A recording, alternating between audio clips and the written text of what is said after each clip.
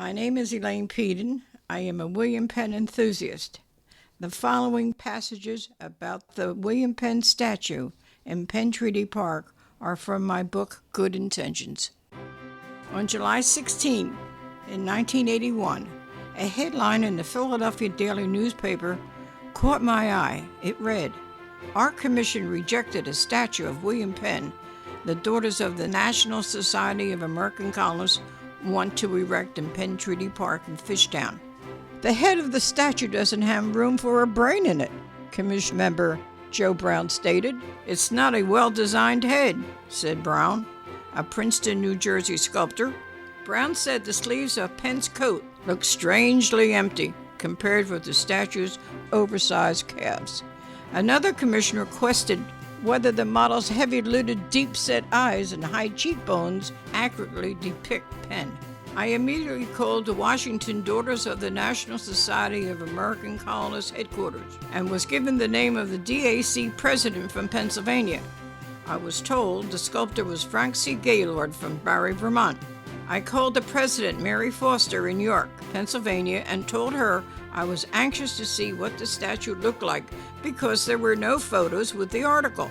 Mary informed me that the daughters do not get into the fray of local politics, and if the matter could not be resolved, they would move on and place the statue in historic York, Pennsylvania. I convinced her to send me some photos of the statue, and she put me in contact with the sculptor. I was very excited, but disappointed. I told him the body was great, but was not surprised the art commission turned him down. He needed to redo the cheeks with filler, reset the eyes, soften the gaze, a look of simplicity, a hint of firmness with a slight smile. I told Frank, a tall order, but being the genius that he was, it was doable. There was a silence on the phone. Then Frank gruffly said, "Send me the photos." Frank called and said he had wished he had my material from the beginning. He gleaned through Penn in armor, Penn atop City Hall, and Penn in old age into his compositions. He was happy with the results, and so was I. I informed Mary, and she was thrilled. The flow of his cascading hair made a bold statement. The lace jabot around his neck was perfect. The slight smile tells us he is at peace with the world. With photos in hand, I called the Fishtown Civic Association. I told the person on the phone that if she liked the statue, I would forge on. She thought I was joking. Who would give Fishtown a $50,000 statue? Assuring her that I was not joking, I asked to be invited to their next meeting.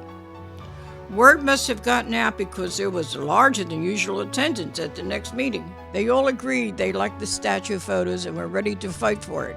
Members of the Fishtown Civic Association began writing letters to the Philadelphia Art Commission, and Fairmount Park Commission for Penn Treaty Park is under their jurisdiction. I contacted the area congressmen, senators, city council president, and city council members. Finally, the Art Commission did have a change of heart, and the statue was approved. We prepared for the dedication at Penn Treaty Park, which featured members of the DAC, a color guard, Congressman Joe Smith, sculptor Frank Gaylord, and a police band, and of course, William Penn impersonator Carl Gatter. At the ceremony, Frank came up to me, looked me straight in the eye, no words were spoken. A hug said it all.